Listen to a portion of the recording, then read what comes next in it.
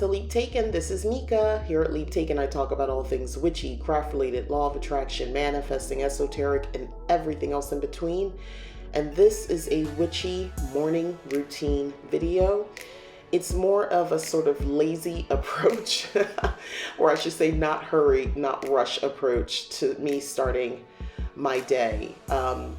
So this is me just getting up and getting everything going, from opening up the blinds to let some sun in my bedroom, and just getting the day started.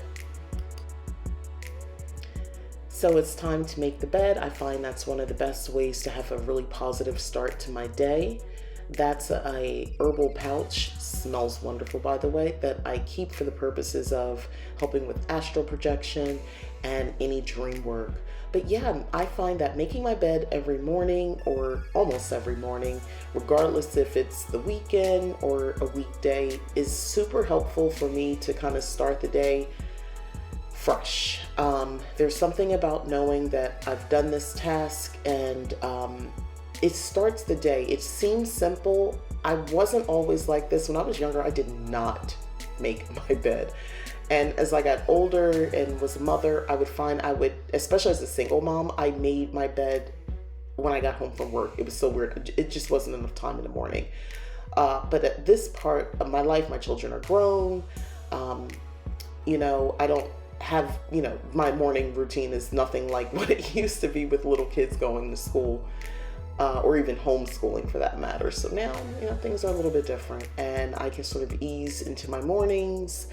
I find that it's best to start here though. This is the best thing for me. I suggest if you're not doing this, you can have huge improvements at the beginning of your day, and it does something very positive for you at the end of the night.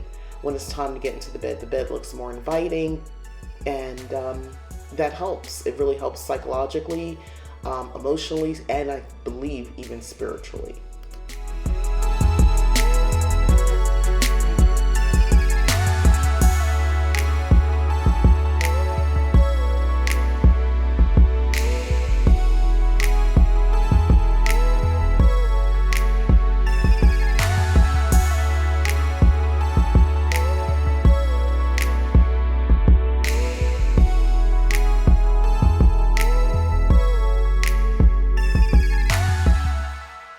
So once I get myself together for the day, I like to check emails, see what's going on at leaptaken.com, basically kind of get into the social media side of the world. So that's what I do. I don't spend a lot of time doing this, or at least I try not to initially, because you'll see later I'm still going to get on my computer, but this is definitely something that I do. A full disclosure, I'm like everybody else, I have to see what's going on. And I don't know why, apologize why the frame, it's going in and out and blurring. I don't really understand what's happening here. But just know, I am completely authentic and honest. And yes, I don't immediately get to meditating before I check emails. Should I be doing better? Yes, I think we all could be doing better. But I'm also in modern times, and I'm trying to run a business. I work a full-time job.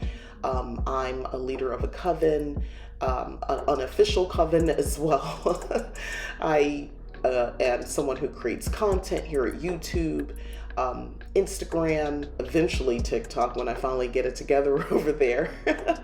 And, and a budding writer. So I have a lot of different things that I'm working on. So I have to be plugged in. I do. I really do. I don't love that, but it's just reality, and there's nothing wrong with that.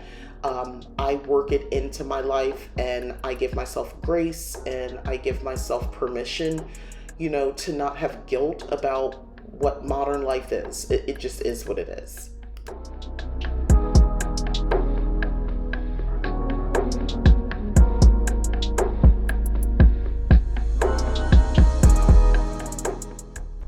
So it is definitely part of my morning where I check on my plant babies. I have to make sure that they're doing okay. I don't need to water them every single day, but I do need to check on them and, check the soil, make sure it's not too dry. Again, I live in a desert environment. I mean, I live in Arizona, so it's definitely a desert environment. So it's important that I just check to make sure everything is doing okay. I look at the leaves, see how things are doing. Sometimes I even speak to them, or I'm just saying very positive feelings, affirmations. Another very witchy thing, honestly, is to have plants in your home. Start an indoor, garden or something like that. Definitely outdoors, but you're going to want to, I don't know, I feel like it's reciprocal. I'm taking care of them, nurturing them, and they're, providing a more balanced experience at my home. The air quality is better. Just having plants in your home makes you feel better. I grew up having a bunch of plants all over the place. So this is very normal for me. And if you notice, I mix in, some fake flowers by the TV over there, just for a pop of color. But yeah, this is something I do every morning.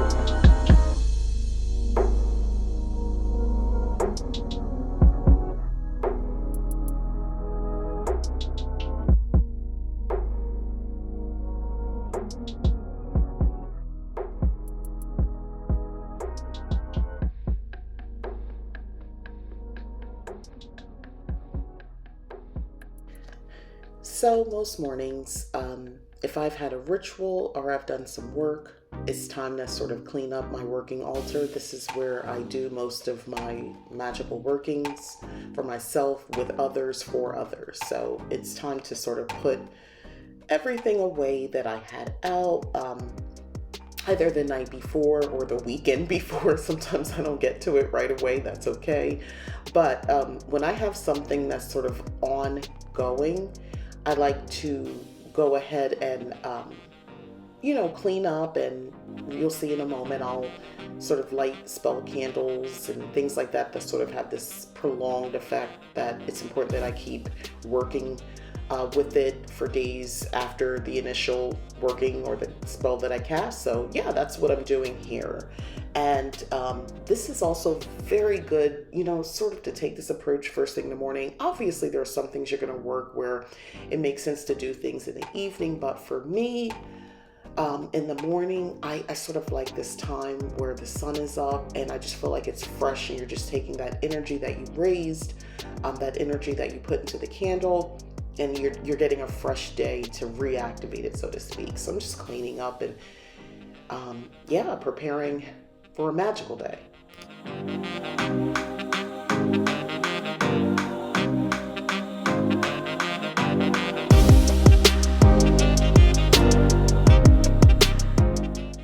And you'll notice I'm lighting that black candle. This is something I honestly got from a book, Black Candle Woman, where one of the characters would keep a black candle at her altar, and she would light that for a host of reasons.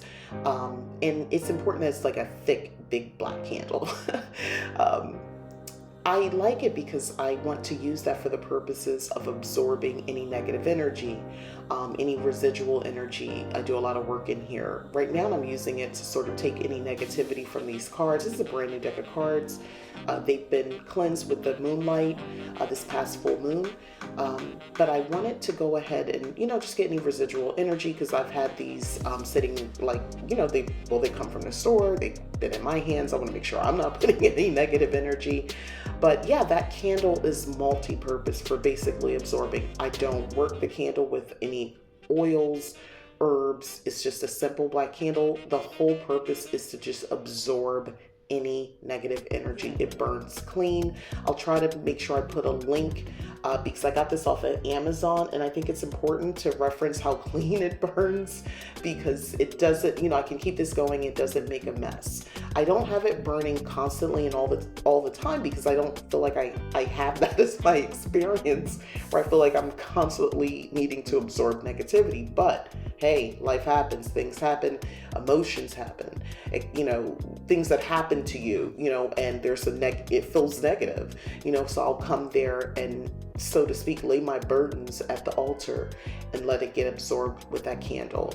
So yeah, that's just a thing I thought I'd share. If you're not working a black candle on your altar for that purpose, this might be your little reminder, or a little insight as to why someone might have that.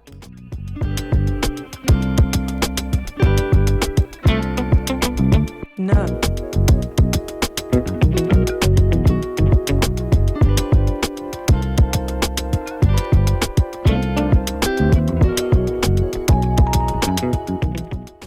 Now, since this is a new deck that I'm working with, I like to see, it's a tarot deck, so I'm familiar with tarot cards. However, I'm very curious to know what the author intended for the meanings, and I'm sort of cross-referencing because I find that very interesting. I think certain tarot decks have, in my opinion, they have certain energy that comes with it. The intended book, the book that comes with the cards. Listen, you can read cards however you want. Sometimes I read just based on image, the feel of the card. A lot of times, but honestly, it does correspond with how the author intended as well. And I like to be respectful of the intended purpose of the cards and work with that energy when possible. I own quite a few tarot decks, so that requires me getting familiar with each one. Sometimes I use one particular deck for quite a while, like I'm always working with it, and I feel like I got a handle on those meanings because it kind of varies from deck to deck, even though technically, the Fool or the Magician or Ten of Cups, it pretty much means the same thing in all decks, but there's some variations. And now it's time for me to get to my actual computer, well, computers, plural.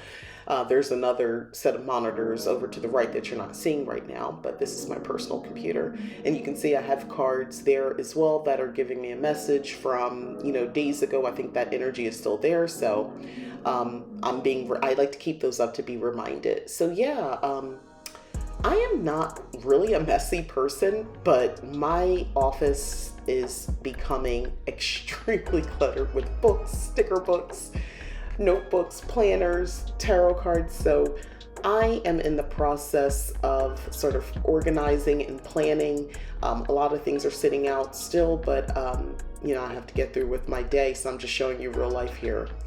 And enjoy my cup of coffee, of course.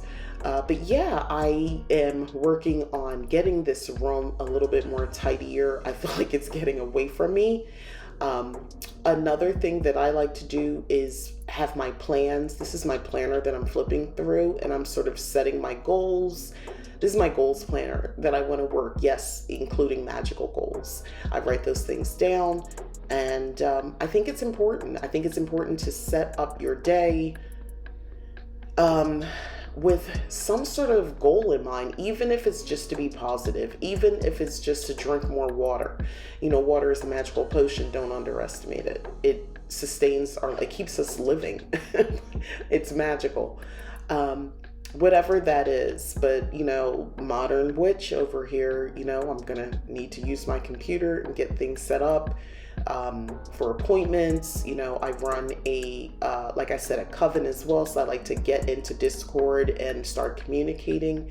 I also have another space for witches to sort of hang out informally. That's a safe place for witches. The link is in the description. And please consider coming over there. There's no fee. It's just, very informal. You come and go as you please. And the whole purpose of that space is just to be what it's called, a safe place for witches to hang, to share. We have virtual meetings. I'm going to be doing a summer solstice virtual party. I'm looking forward to that. That's going to take place the weekend, the Saturday before actual summer solstice. So make sure to come over before then.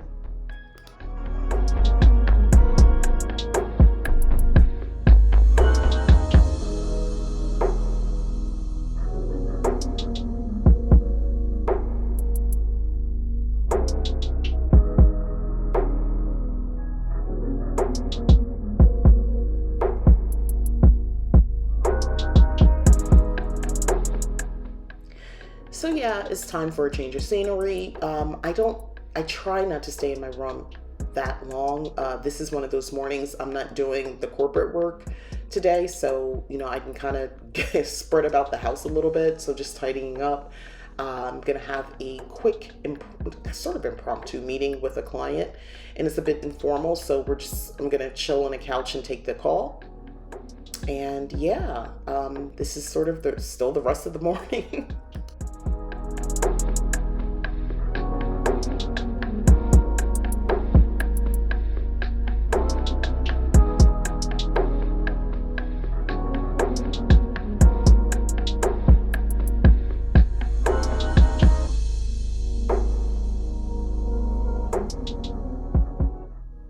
So it's the part of the morning. I don't eat early in the morning. I just can't. I'm a liquids only, hot, warm liquids in the morning, coffee, tea type person.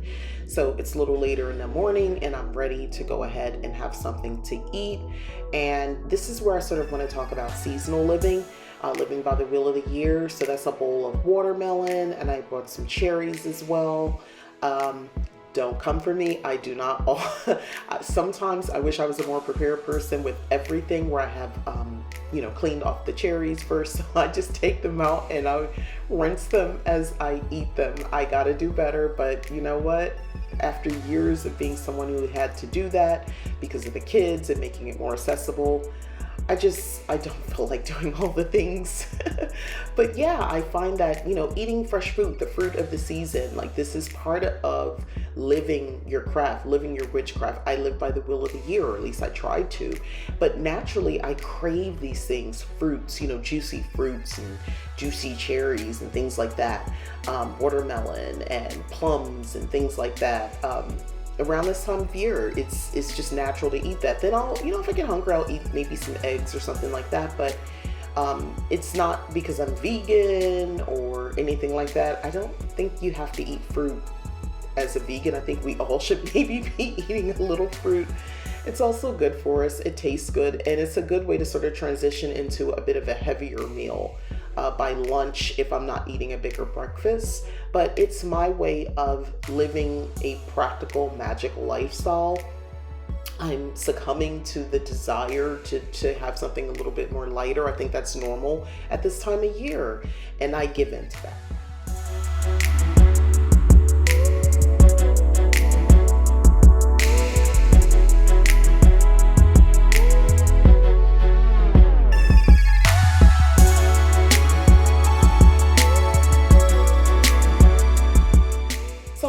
I know I'm gonna go ahead and go out back and check on some plants, and I'm gonna be doing some gardening. So I said, well, let me go ahead and put some sunscreen on my face. You've noticed I'm not really doing makeup or anything like that today. I don't really have the energy, to be quite honest. Today I'm kind of really out of it, and I'm tired, and I'm just trying to persevere as best as I can. I just feel like this full moon recently, the energy has just dragged on me. Normally I'm a bit more energized, but this time I am just like exhausted. So I'm keeping it very light, very simple, and this is how we'll end the video. So thanks again for watching. Again, my name is Mika. This is Leap Taken. Please hit like, subscribe, share. Consider hitting the join button. Go to leaptaken.com to check out my services if you're so inclined. But I live a magical lifestyle, modern magical lifestyle. If you're interested in that, please consider joining the mentorship program that I offer as well. And yeah, thanks again for watching. Bye.